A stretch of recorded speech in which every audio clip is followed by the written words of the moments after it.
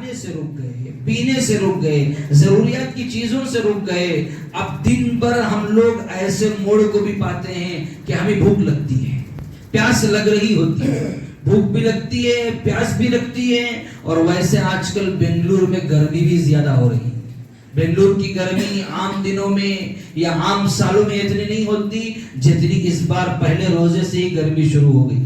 تو گرمی بہت ہے، لیکن ہم دن میں ایسا وقت پاتے ہیں جہاں آپ کے اور اللہ کے علاوہ کوئی نہیں ہوتا. اگر آپ کھانا چاہیں تو اللہ اور آپ کے علاوہ کوئی آپ کو نہیں دیکھتا.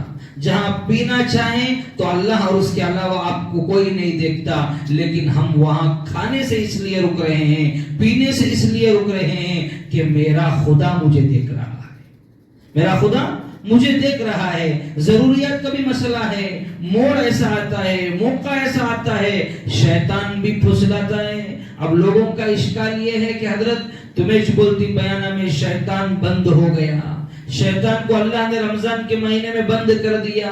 محترم بزرگ دوستو، ایک بات سمجھنے کی ہے کہ جو شیطان 11 مہینے ہمارے ساتھ ہر وقت رہتا ہو، رمضان کے مہینے میں ضرور وہ بند ہو گیا ہو، لیکن اس کے اثرات تو ہمارے ساتھ ہوتے ہیں، اس کے اثرات تو ہمارے ساتھ ہوتے ہیں. تو نفسانی خواہشات میں یہ چیز پیدا ہوتی ہے کہ ضرورت پوری کر لیں، لیکن اس لیے رک جاتے ہیں کہ میرا اللہ مجھے دیکھ رہا ہے.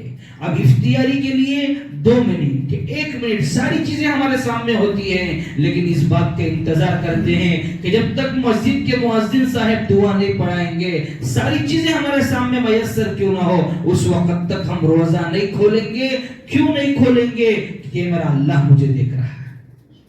اللہ کے ڈر سے ساری چیزیں آپ کے سامنے رکھی ہوئی ہیں. آپ رک اس لیے رہ رہے ہیں کہ میرا خدا مجھے دیکھ رہا ہے. لعلکم تتقون کا مطلب یہ ہے کہ رمضان کے مہینے کے بعد بھی جب بھی آپ دنیا میں کہیں میں لوگوں سے لین دین کرتے ہو، لوگوں سے معاملات کرتے ہو، یا لوگوں کے ساتھ کوئی معاملہ تمہارے ساتھ طے ہوتا ہو، یا تم کوئی غلط حرکت کرتے ہو، تمہارے قدم کسی غلط راستے کی طرف چلتے ہو، یا تمہارے ہاتھ کسی غلط راستے کی طرف تمہارے ہاتھ اٹھتے ہو، تو رمضان کے علاوہ بھی اللہ کے ڈر سے کسی کا مال ہڑپنا چھوڑ دو، کسی کی دولت ہڑپنا چھوڑ دو، کسی پر ظلم کرنا چھوڑ دو. سامنے ساری چیزیں میسر ہیں، رک اس لیے گئے ہیں کہ میرا خدا مجھے دیکھ رہا ہے. جو خدا رمضان میں آپ کو دیکھ رہا ہے وہ اللہ کا غیر رمضان میں آپ کو نہیں دیکھ رہا ہے.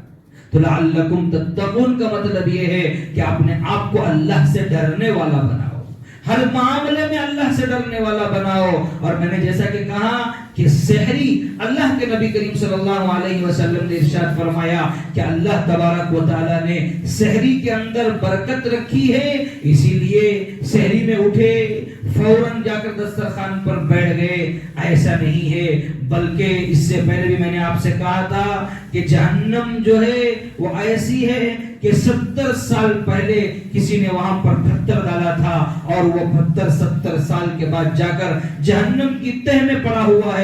جہنم اتنی سخت چیز ہے کہ اس کے عذابات بیان کرنے کا وقت نہیں ہے. لیکن اللہ کے نبی نے کہا جہنم کو بجھانے والی چیز بھی تمہارے پاس ہے، جہنم کی آنکھ کو بجھانے والی چیز بھی تمہارے پاس ہے. اللہ کے نبی نے کہا تمہارے آنکھوں سے نکلنے والا قطرہ جو ہے، جو حقیقت میں کوئی معنی نہیں رکھتا، جس کی دنیا میں کوئی قیمت نہیں ہے، آپ آنسو نکال کر جا کر بیچیں گے تو آپ کے آنسو کی کوئی قیمت دنیا میں نہیں ہے. لیکن اللہ کے نبی نے اس آنسو کی بھی قیمت لگائی اور لگا کر کہا کہ تمہارے آنکھوں سے نکلنے والا یہ آنسو کا قطرہ اتنا مضبوط ہے اور خدا کی نظر میں اتنا وزندار ہے. جن عذابات سے اللہ نے، جن جہنم کے عذابات سے امت کو ڈرایا تھا، اور اللہ کے نبی نے جن عذابات سے لوگوں کو آگاہ کیا تھا، اللہ کے نبی نے خود کہا کہ تمہارے آنکھوں سے نکلنے والا یہ آنسو کا قطرہ یہ جہنم کی آگ کو بجھانے کے لیے کافی. تو رمضان المبارک کا یہ بابرکت مہینہ کھیل تماشے کے لیے نہیں ہے، عیش و آرام کرنے کے لیے نہیں ہے، اور ایسے ہی خاموخواہ بھوکا رہنے کے لیے نہیں ہے. حدیث میں اللہ کے نبی نے کہا رب صائم لیس من صیامہ الا الجوع، بہت سارے روزے دار ایسے ہیں جن کو بھوکا رہنے کے علاوہ کچھ حاصل نہیں ہوگا، بھوکا رہنے کے علاوہ کچھ حاصل نہیں ہوگا. کیوں؟ کیونکہ روزے کا مطلب ہے اپنے آپ کو اعمال میں لگانا.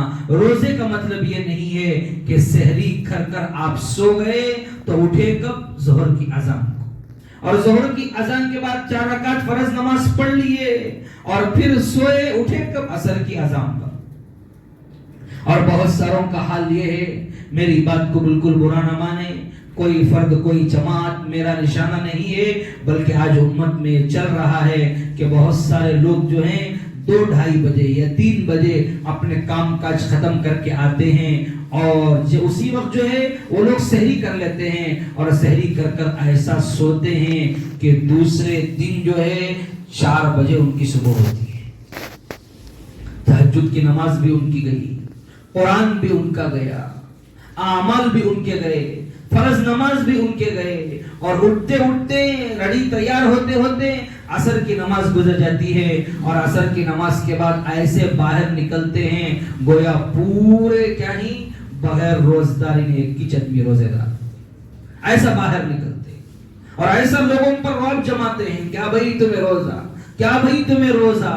روزہ بتانے کی چیز نہیں ہے، روزہ خدا دیکھنے کی چیز ہے.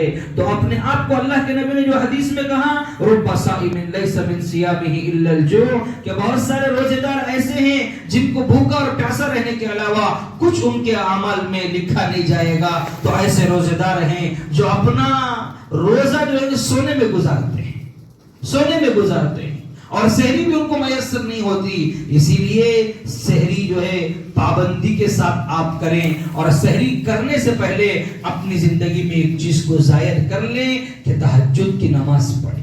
تہجد کی نماز نفل نماز ہے، لیکن اللہ کے نبی کریم صلی اللہ علیہ وسلم نے تہجد کی نماز کی اتنی پابندی کی تھی کہ اللہ کے نبی نے کہا مجھے اس بات کا شک ہے کہ اللہ تبارک و تعالیٰ تہجد کی نماز کہیں امت پر فرض نہ کرتے.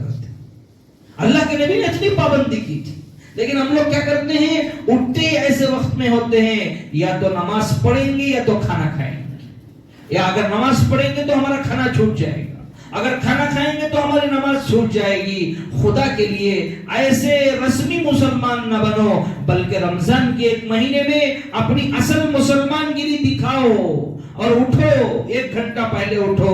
کم از کم 12 رکعت تہجد کی جو نفل نماز ہے، 12 رکعت پڑھنے کا وقت آپ کے پاس نہیں ہے تو کم از کم 4 رکعت تو صحیح پڑھو، اور اس کے بعد خدا سے لو لگاؤ.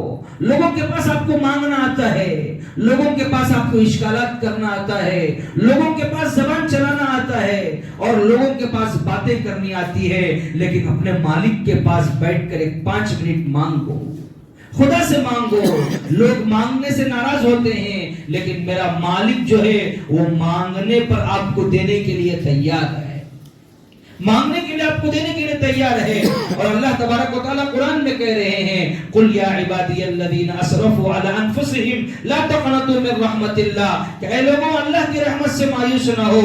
کتنا بڑا گنہگار تو کیوں نہ ہو، اگر تیرے گناہ سمندر کے جھاگ کے برابر کیوں نہ ہو، اگر تیرے گناہ آسمان کو چھوتے کیوں نہ ہو، ففروا الی اللہ، لوٹ کے آ، چل کے آ، دوڑ کے آ، رینگ کے آ، تیرا خدا تجھے لینے کے لیے تیار ہے. 2 رکعت یا 4 رکعت تہجد کی نماز پڑھو. اپنے مسائل کو لوگوں کے سامنے سنانے کے بجائے اپنے مسائل کو اللہ کے سامنے سنو. اور یاد رکھو اگر ہم نے اپنے مسائل کو اللہ کے سامنے نہیں سنوایا، لوگوں کے سامنے سنوایا، تو لوگ ہمارے مسائل کا مذاق اڑائیں گے، لوگ ہمارے مسائل کا مذاق اڑائیں گے. لیکن اگر تمہارے مسائل کو خدا کے سامنے سناؤ گے، خدا تمہارے مسائل کو منٹوں میں حل کرے گا. اس سے پہلے میں نے آپ سے کہا تھا کہ جو لوگ کہتے ہیں ہماری دعائیں قبول نہیں ہوتی، یا ہمارے دماغوں کی غلط فہمی ہے. دعائیں یا تو مقبول ہوتی ہیں یا دعائیں محفوظ ہوتی ہیں. یاد رکھ لو، دعائیں کیا ہوتی بولو؟ یا تو مقبول ہوتی ہیں کہ آپ نے مانگ لیا اللہ نے فوراً دے دیا، یا آپ کی دعا مقبول ہو گئی، قبول ہو گئی، یا آپ نے اللہ کے پاس مانگا اللہ نے آپ کو نہیں دیا تو آپ کی دعا خدا کے دربار میں محفوظ ہو گئی. جب آپ کو ضرورت ہوگی اللہ تمہاری اور محفوظ دعا کا انتظام کرے گا. اور میں نے اس سے پہلے بھی کہا تھا کہ رمضان المبارک میں بازاروں میں گھومنا، بازاروں میں پھرنا، ادھر ادھر میلوں میں جانا، فوڈ میلوں میں جانا، تراویح کی نماز کو چھوڑ دینا، اور امت کا ایک وہ طبقہ تراویح کی نماز ابھی بھی اس بات کی شک میں ہے کہ تراویح 8 ہے یا تراویح 10 ہے یا تراویح 16 ہے. مکے میں 10 پڑھ رہی نا، میں کہیں کو بنگلور میں 20 پڑھنا، سو مکے میں وہاں 8 پڑھ رہی نا، میں کہیں کو بنگلور میں 20 پڑھنا. تو ان مسائل میں نہ الجھو، ان مسائل میں نہ پڑھو. ایک مہینہ خدا کے سامنے آپ آ کر 20 رکعت نماز پڑھ لیے. یہ اعمال کا مسئلہ ہے. اختلاف تو ہر وقت امت میں رہتا ہے، لیکن اعمال میں انسان کو کیا کرنا چاہیے؟ بڑھوتری کرنا چاہیے. اگر 20 کی جگہ 40 بھی ہو تو ہمیں پڑھنے کی طاقت رکھنا چاہیے. نہیں 20 کئی کو، 8 کئی کو، 10 کئی کو. وجہ کیا ہے؟ وائٹ کھانا رہا تو کیا کرتی ہیں؟ چھوڑا دیا کھانا. بریانی رہا تو بھاگ جاتی. ایسا نہیں، بلکہ کیا ہے؟ اپنے نماز پڑھنے میں وہ 8 ہے، وہ 10 ہے، وہ 20 ہے. رمضان کے بعد اس سلسلے میں بات کریں گے. لیکن رمضان میں اللہ تبارک و تعالی سنتوں کو فرض کے برابر ثواب دے رہے ہیں، تو آپ سنت نماز پڑھنے میں پیچھے کیوں اٹھ رہے ہیں؟